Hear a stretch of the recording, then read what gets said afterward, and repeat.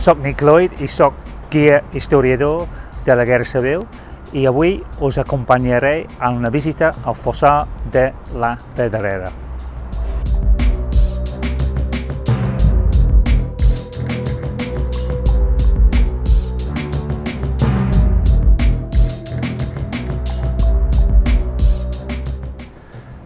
Abans d'entrar en el fossar de la Pedrera, una miqueta d'història. Al final del segle XIX, a Barcelona, venien més i més gent i morien més i més gent. Llavors, en condicions laborals i socials terribles. Llavors, l'antic cementeri de Barcelona, el Poble Nou, no donava abast. Llavors, necessitaven un nou projecte, que seria el projecte de Montjuïc. I ja en aquest moment, com la ciutat de Barcelona estava molt dividida en classes socials, també seria el projecte de Montjuïc. Hi havia els panteons pels rics, els nichos per les classes mitjans i els obrers miqueta més pròsperes, però probablement per a molts obrers encara hi havia els fossars comuns. I en aquest moment hi havia diversos fossars, però l'única que encara existeix com a forma és avui el fossar de la Pedrera. I van aprovechar l'antic Pedrera, que probablement és la pedrera més antiga de Barcelona, d'origen romà. Es diu que la pedra del Foro Romà ve d'aquí, també Santa Maria del Mar, la Majarera gòtic ve d'aquesta pedra.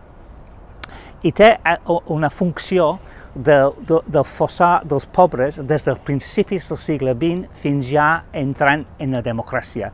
Per nosaltres avui fixem una altra funció, el lloc de les víctimes del franquisme a Barcelona.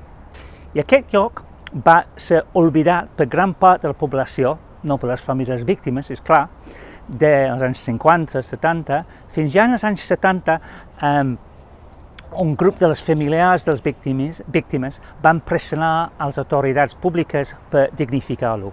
Al final, la feina es va fer la Generalitat, un arquitecte que es diu Beth Galí, i Galí el que volia fer era crear un lloc de commemoració, un lloc de reflexió, que com si fos en les seves paraules, un claustre gòtic, un lloc que fugiria de qualsevol tipus de triomfalisme ni patriotisme.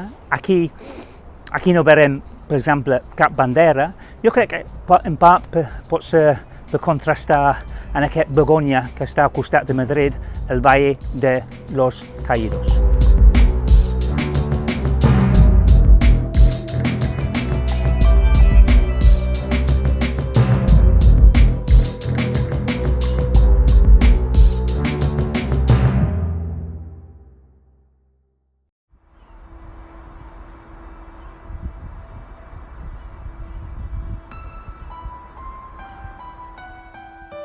Aquestes columnes hi ha dos dedicatoris.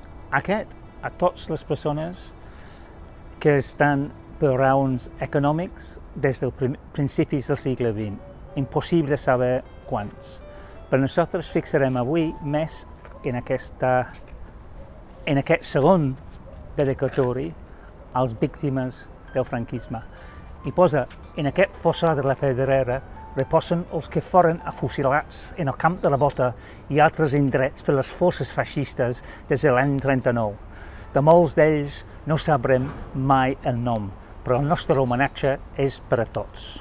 Però sí que sabem molts dels noms aquí, perquè aquest lloc, a diferència d'aquests fossars a Aragó i Extremadura, són els resultats d'execucions legals des del punt de vista del règim franquista, legals amb tot el sarcasme d'aquesta paraula, judicis d'un minut, etc.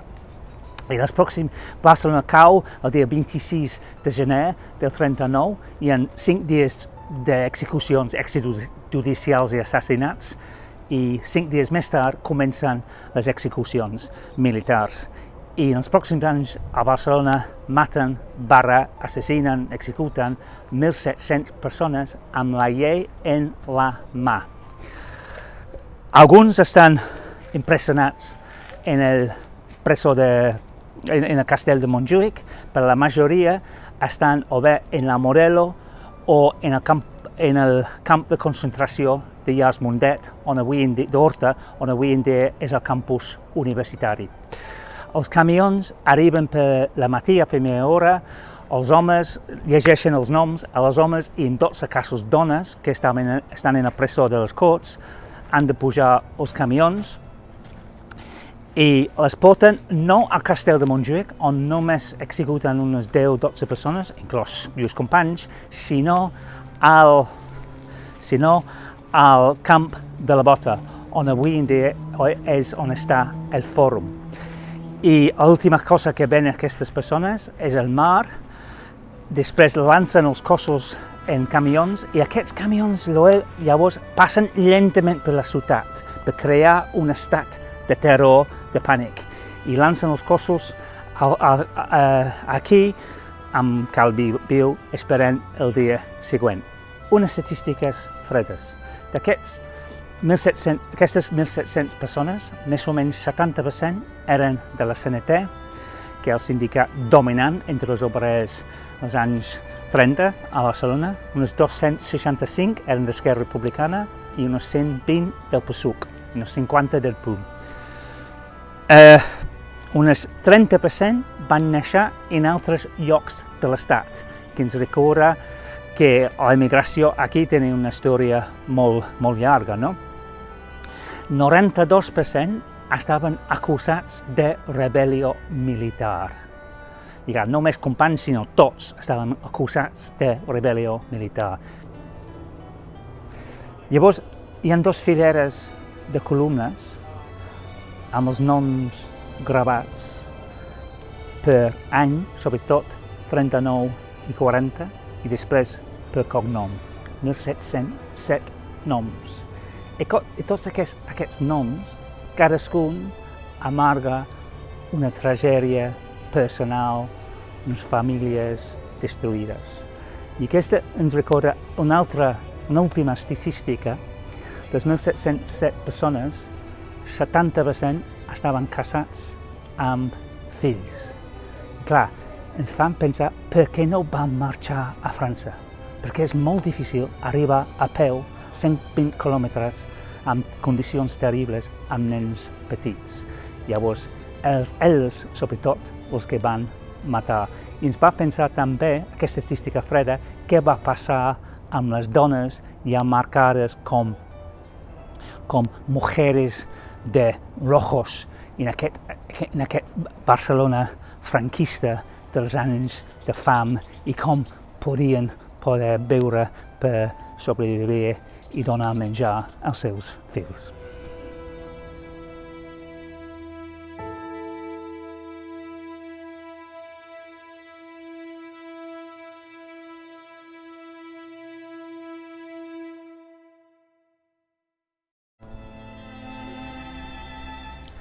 Aquest és l'únic memorial que també és tomba, la del Lluís Companys, el president de la Generalitat.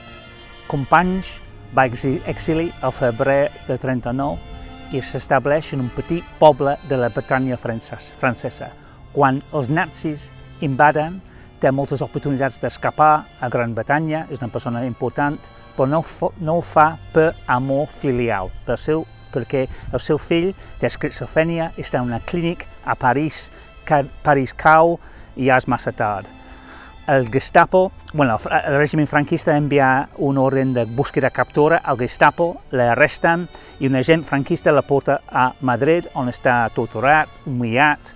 Després els porten a Barcelona, al castell de Montjuïc. Hi ha un judici militar, que això sí que el dia 14 d'octubre de 1940, i això sí que dura temps, 2-3 horetes, perquè necessiten, a diferència d'aquests judicis que duraven un minut, perquè ahir el règim franquista necessita una miqueta d'escenificació, inclòs i una defensa.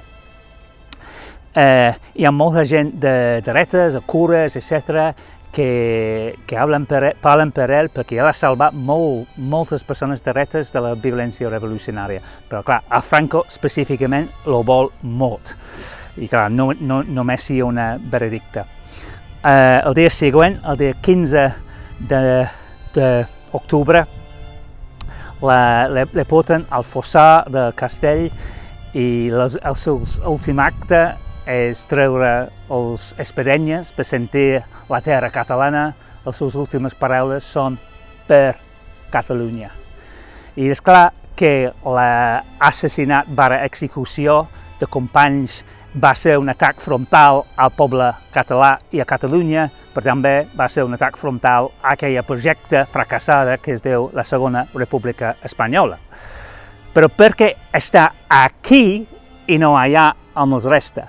Perquè es veu que la Guàrdia Civil o la Falange entreguen el seu cos aquí als enterradors, i els enterradors són enterradors.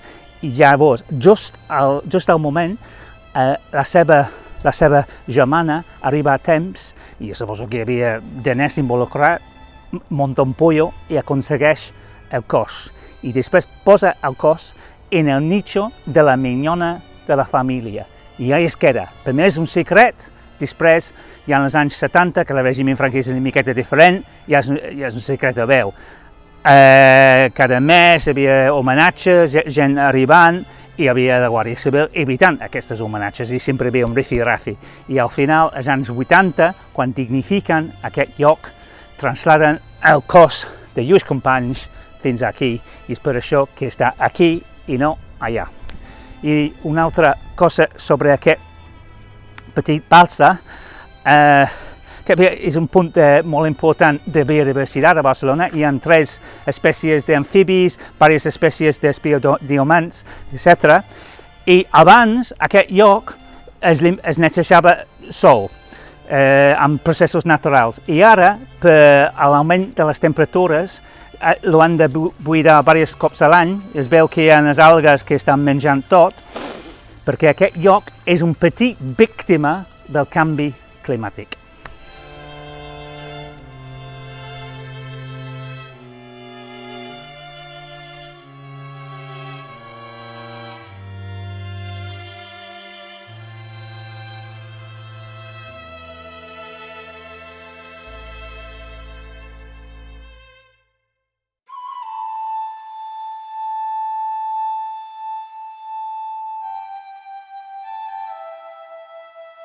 Això és una col·lecció de memorials que l'arquitecte o les famílies o les organitzacions van traslladar aquí als anys 80. Abans podries entrar en l'espai, però l'any passat els bombers ho van tancar per derrumbaments de terres, per seguretat. Llavors hi ha una col·lecció molt interessant. Normalment es veu molt més, però per la Covid es veu que la vegetació ha invadit tot. I bueno, normalment es veu les diferents tombes, no tombes, memorials, perquè no són tombes, memorials de les víctimes del franquisme, els que es van afusilar, els que van morir en el Modelo, o gent que només estan aquí per raons de falta de recursos econòmics. Allà, un curiós, és un memorial als maçons, que el règim franquista el va matar. Clar, el règim franquista odiava els maçons, la república era una conspiració jueva maçònica, judeo-maçònica, a vegades comunista, a vegades separatista, però sempre judeo-maçònica. Això és un memorial al PSUC, el Partit Comunista de Catalunya, i aquest és molt interessant. Aquest és les Brigades Internacionals d'Àustria i posa, en castellà, caídos en la lucha antifascista por la libertad de España y de Austria. Van venir unos 1.300 austriacs d'entre les 35.000 brigades internacionals de tot el món. I bueno, veiem que l'estrella de 3 punts, això és el símbol de les brigades internacionals, que ho vam repetit allà en l'estrella de David, en aquest part de gris, també les brigades internacionals, que ens recorda que més o menys un 20% d'aquests 35.000 eren jueus. No fa falta molta imaginació per pensar perquè un jueu vendria d'Hongria o d'Alemanya per lluitar contra el feixisme a Espanya. Llavors, aquest és una petita tragèdia des del Covid, perquè de sota d'això hi ha un petit memorial als brigadistes alemanys, també en l'estrella de 3 punts. Més o menys 3.000 alemanys antinazis van venir per lluitar per la república.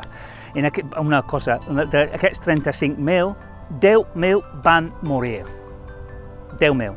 ens van fer servir com tropes de xoc, terrible.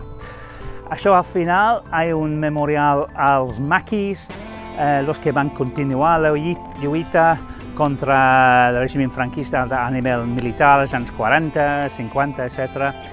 Bueno, moltes històries allà.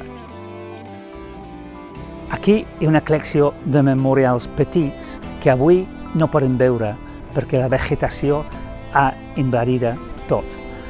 Però, per exemple, hi ha sobre els pobres, que de diferents pobres, la història d'un nadó gità que als anys 70 la van posar aquí en 8 dies perquè la família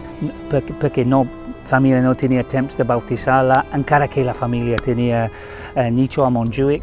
Hi ha històries sobre un brigadista alemany, Hans Beimler, molt famosa a l'Alemanya, i sobretot a les víctimes dels bombardejos i els que van matar el règim franquista a la Modelo i al camp de la Bota. I us invito un altre dia a venir a una ruta física de veritat i us explicaré aquestes històries.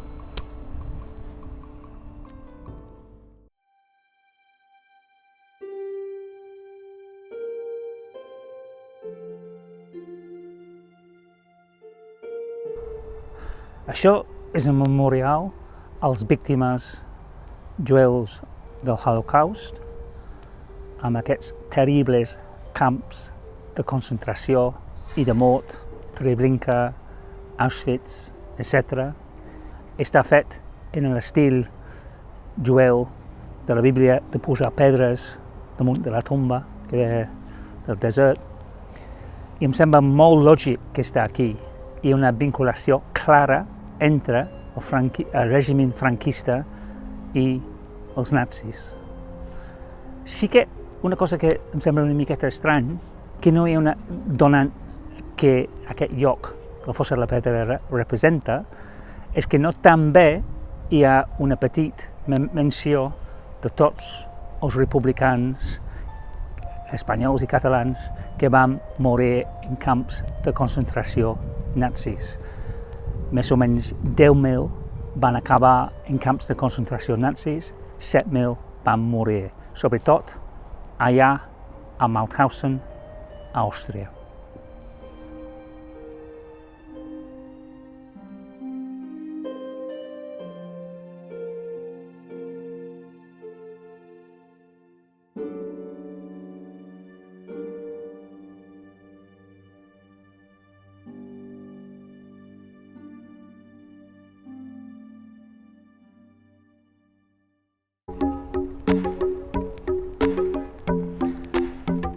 Estem sota d'un calaix niu d'un mussol i forma part d'un projecte de reintroducció d'aquest ocell al cementeri de Barcelona i en diverses parelles. I estem a l'ombra d'una alzina i ara mirem allà aquest memorial de la CNT que en forma d'un xiprer, símbol del mort i dels cementeris, i posa a les homes i dones de la CNT que van morir en la conquista de la llibertat, de la revolució social i la llibertat. I si veniu algun cop al cementeri, us invito a entrar dins d'aquest memorial perquè és molt, molt bonic. I mira, irrespectiu, el que vull dir aquí, irrespectiu del que podeu pensar de l'anarquisme avui en dia, hem de pensar que la CNT, per gran part de la població de Catalunya i el reste d'Espanya, almenys fins la República del 31, formava una esperança d'un món millor. I gran part de la població de Catalunya, i això és únic al món, té un avi o bisavi que estaven en la CNT. Llavors, forma part del patrimoni cultural de Catalunya.